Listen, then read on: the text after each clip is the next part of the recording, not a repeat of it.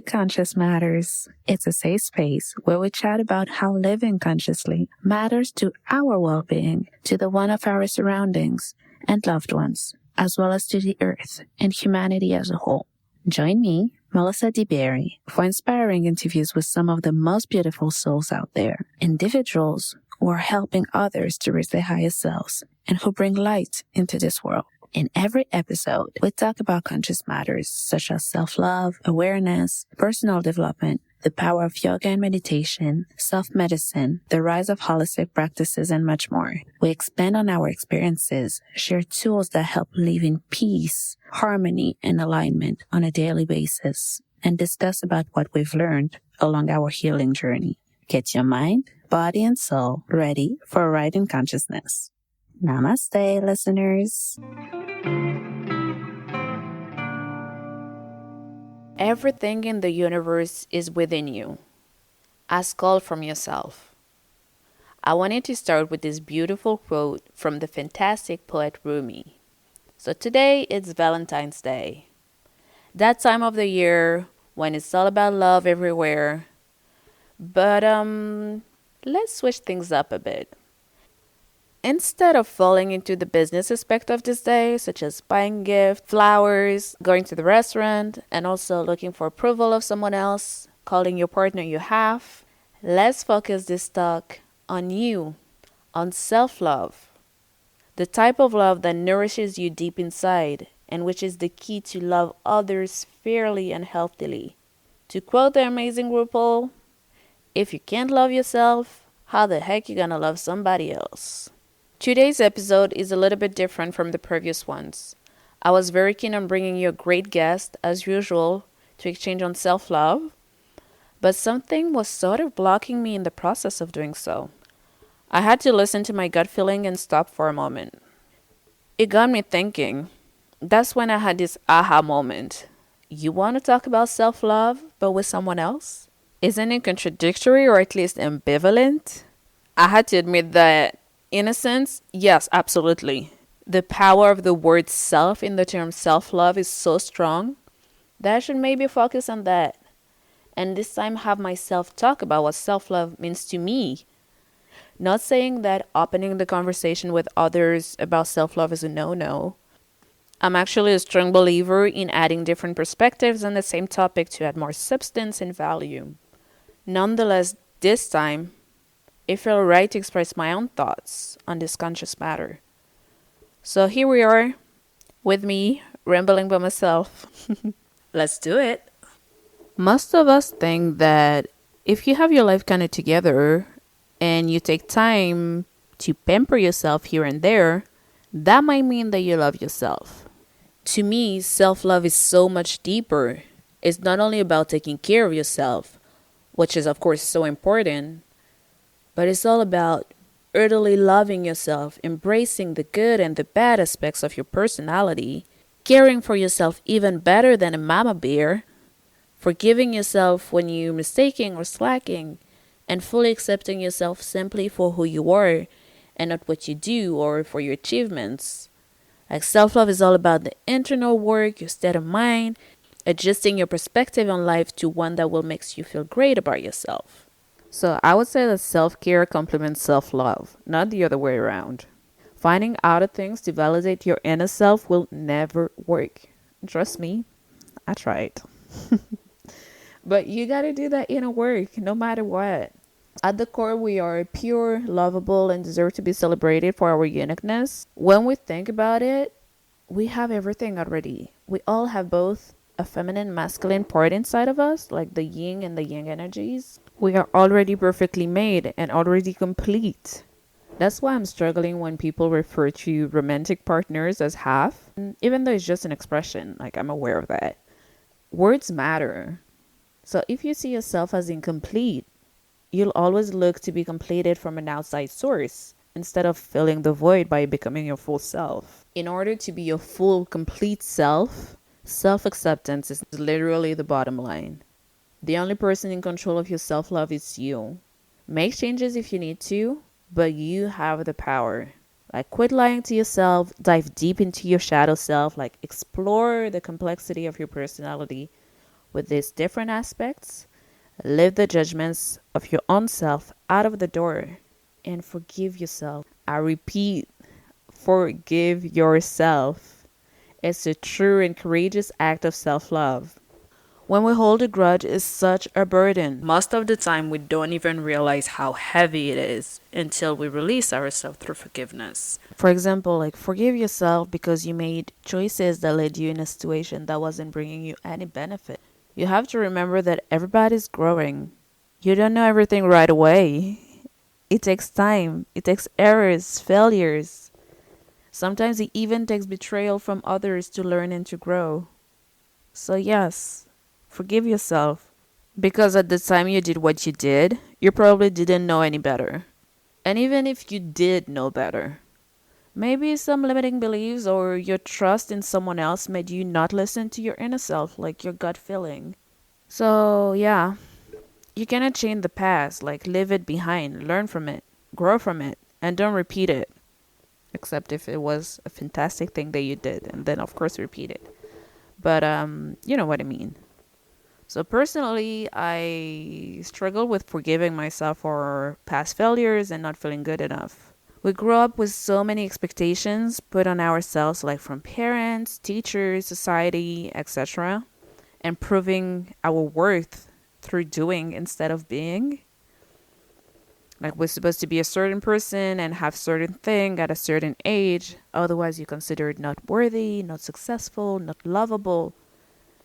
And I think my generation struggles with that a lot. And it's hard to detach yourself from preconceived idea of who you were supposed to be and what your life was supposed to look like. Now, of course, I say suppose with huge air quotes.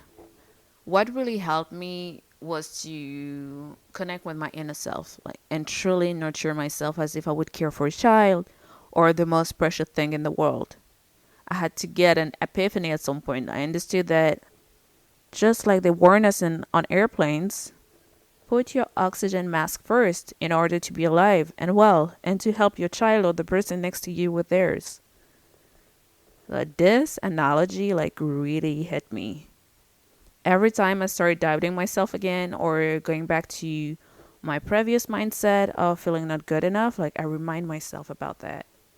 Put your oxygen mask first. Feed yourself, nourish yourself, nurture yourself so you can do the same for others. And be healthy both physically and mentally to deliver and expect the best. I mean, if you feel like crap, you'll deliver and attract crap. So get yourself together. How in the world can I help and love anybody in this world if I don't do so for myself first? That's like a question to ask yourself as well. Like self-love is also taking responsibility for yourself and your own well-being. Depending on your wants and needs, like you can do your inner self work by yourself. That's my preferred option. Until recently, I've always been doing it by myself and it works wonders for me personally. However, a professional can shed some light on issues that would have taken you more time to discover by yourself or not at all. And it's good to have someone else's perspective and non-judgmental approach to deal with some issues. Actually, lately, I have been open to try therapy to give me a hand in removing like the last few bricks that were blocking me a little here and there. And I did that through the app BetterHelp, which is great because it's phone or video call sessions and you have like this ongoing chat conversation with your therapist. They also like give you access to group sessions on specific topics, worksheets after your session. It's easy in the comfort of your own home and literally anywhere with an internet connection. And you can keep your anonymity if you want, and it's affordable to many. So if you want to give it a try, I have a referral link of which offers you 1 week for free. I will put it in the description of the episode. You automatically get a referral code like every time you sign up. And a disclaimer, this is not an ad. I'm not paid by them. It's just that as a membership client of this platform, I ended up with a fantastic therapist and I think it can help others. So I just share the information. And it really helps. If you're really serious about self-love and you just need like this little extra push, like it can be a good option. And being in the process of it, I completely understand and agree that complete self-love is definitely not easy. In our day and age, when so many people are fame driven, the representation of beauty is distorted, social media is full with the wellness gurus, just to enumerate some. It is hard to feel good enough, beautiful enough, and sometimes capable enough when you're trying to fit into this society and find your place. But here's the thing though. Sure, we need to follow some society standards to not be totally ostracized, but not when it becomes toxic to yourself and your sensibilities. I really don't believe that you need to be put in boxes to thrive at life instead of having like all parts of your being celebrated. You have your place in this world by being you and simply you. I am aware that self love is kind of trendy now, that everybody's like, yeah, love yourself, be yourself. It even became a marketing strategy, which I find kind of disgusting coming from companies that don't walk their talk, just like greenwashing. But I digress. All I wanted to say was that self love is about self, like your relationship with yourself, and no one else. So be 100% authentic and unapologetic about how you come with it. The most important is that it makes you feel true to yourself and brings you happiness. Sometimes self love can be seen as selfishness. I sort of see why, but at the same time, they're so different. Like, selfishness is definitely a negative and destructive character trait. However, authentic self love has nothing to do with being selfish. To my mind, it's about healing, filling your cup first so you have enough to share with others. By loving yourself, you're also honoring your being, your gifts, your values, embracing, or at least trying to figure out what you were brought in this world for. Self love to me is about growing the light of your soul that brightens the dark parts of yourself. It's about transitioning from your wounded self to become your healed self. It increases our love, wisdom, creativity, and compassion. Like, the more you give any of that to yourself, the more you understand its power and are able to give the same to others. That's how we make a better world, first of all. And second of all, the difference between selfishness and self-love also come down to intent. If you decide to take something and only want it for you because you're fearful that they won't be enough, you're mistrusting of others, and an individualist, then yes, you are selfish.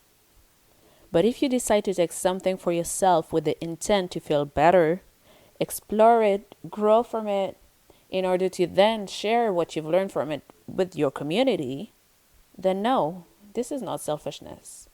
At least that's my take on it. The more you love yourself, the more you'll become the version of yourself you desire the most, the healthier version of yourself. I like to refer to as the highest self. From practice, what really helps in improving self-love is to visualize your highest self, the one who's done a big chunk of the healing process already, who got rid of the limiting beliefs, unlearned harmful conditioning, and just start showing up in the world like this version of you. For that, positive affirmations work super well. Coming from the understanding that talking nicely to yourself is a game changer, you'll see the results right away. We tend to be so polite with others, so caring with our friends, family, even our plants, but we forget to do the same with ourselves. Take, for example, when we're making a tiny mistake. We're going like, you're so stupid, instead of, you were being absent-minded, focus now, and start over. It happens to make mistakes, to forget stuff. We're just humans.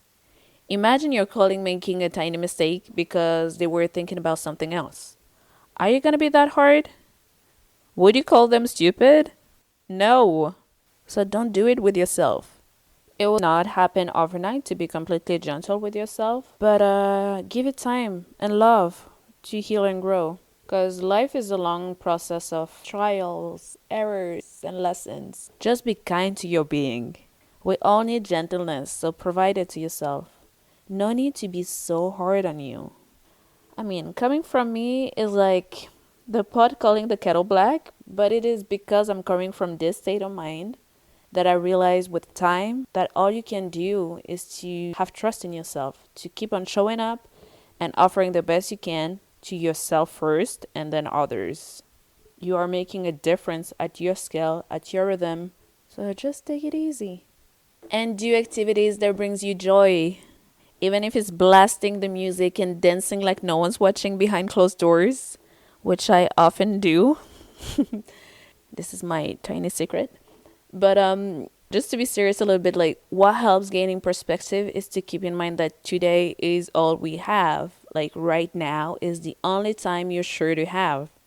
Yesterday has already passed and the future is not guaranteed.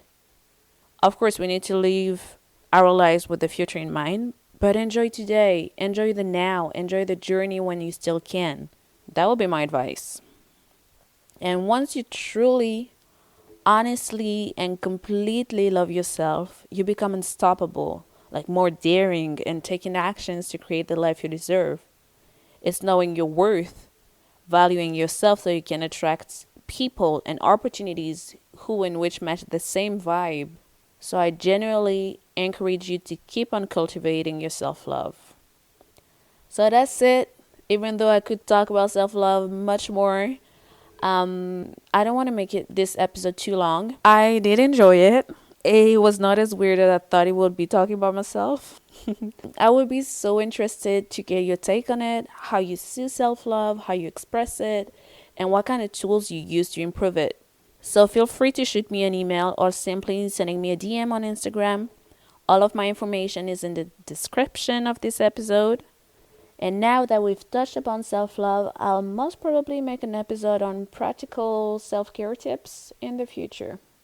Anywho, thank you for listening, sending nice comments, donating, reviewing, rating also on Apple Podcasts and Stitcher. It really helps knowing what you prefer, what I can emphasize on, what can I leave out of the conversation also, and adjust a little bit more. So yeah, thank you for supporting Conscious Matters. I'm very, very, very, very grateful for you guys. I still can't believe how many different countries this podcast is listened to. It's beyond real. Like, it's beyond real. So thank you so much. And remember, embrace all of who you are. Love yourself always. And be your Valentine at any time. Bye bye.